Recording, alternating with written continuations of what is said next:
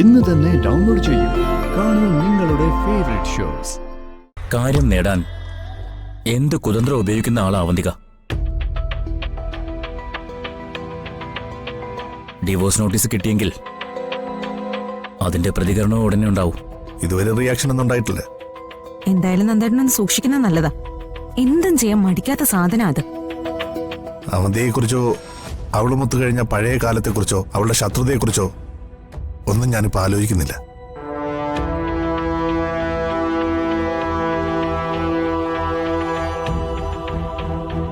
ഈ വീട്ടിലേക്ക് ഒരു പുതിയ അതിഥി വരാൻ പോവാ. അർച്ചനയുടെയും സച്ചിയുടെയും കുഞ്ഞ്.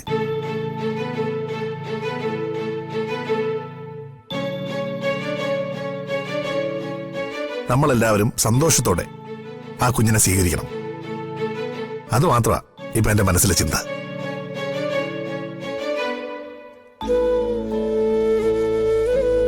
നന്ദേട്ടൻ ഇന്ന് ഹോസ്പിറ്റലിൽ പോയിരുന്നോ? ഇല്ല, ഞാൻ ഓഫീസിൽ നിന്ന് ഇറങ്ങിയപ്പോ സമയം ഒരുപാട് താമസിച്ചു. സജി ഞാൻ വിളിച്ചായിരുന്നു. ഉടനെ തന്നെ ഡിസ്ചാർജ് ചെയ്യാൻ സാധ്യതയുണ്ടെന്നാ അവൻ പറഞ്ഞത്.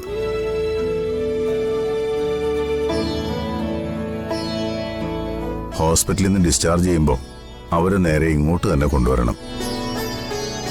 മാഷിനോടും കമലയോടും ഞാനത് പറഞ്ഞിട്ടുണ്ട്.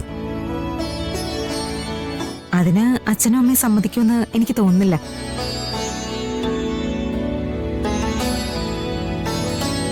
അച്ചു ചേച്ചിക്കൊരു കുഞ്ഞുണ്ടായി അതിനെ താലോലിക്കാൻ കാത്തിരിക്കുന്നവരാ അച്ഛനും അമ്മയും. പിന്നെ അവരിങ്ങോട്ട് അച്ചു ചേച്ചി വിടുമെന്ന് അച്ഛന് തോന്നുന്നുണ്ടോ?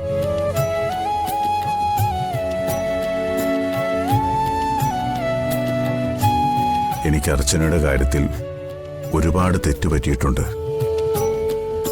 അർച്ചനയോട് ഞാൻ മിണ്ടാതെ പിണങ്ങിയിരുന്നിട്ടുണ്ട്. അതിനൊക്കെ എനിക്ക് പ്രായശ്ചിത്തം ചെയ്യണം.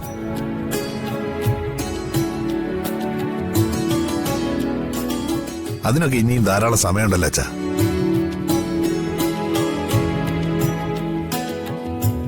അച്ഛന് എപ്പോ വേണമെങ്കിലും അങ്ങോട്ട് പോയി കുഞ്ഞിനെ കാണാലോ. എന്റെ ധനുഷേ, അച്ഛന് കുഞ്ഞൊന്നും അല്ല പ്രശ്നം, അച്ചു ചേച്ചിയാ.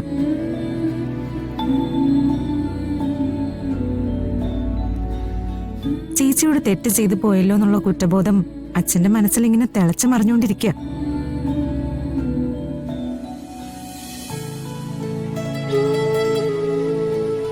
അതിന് ചേച്ചിയും കുഞ്ഞിനെ ഇവിടെ കൊണ്ടുവന്ന് പരിപാലിക്കണം. എല്ലാ കാര്യവും അച്ഛന്റെ നേതൃത്വത്തിൽ നടക്കണം. ഇതൊക്കെയല്ലേ അച്ഛന്റെ ആഗ്രഹം. അത് ശരി തന്നെയാ.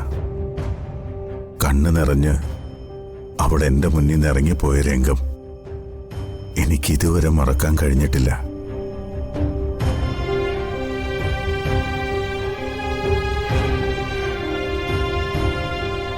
അന്ന് അവളോട് ഞാനൊരു വാക്ക് പറഞ്ഞില്ലല്ലോ എന്ന ദുഃഖം മരണം വരെ എന്നെ വിട്ടുപോകില്ല.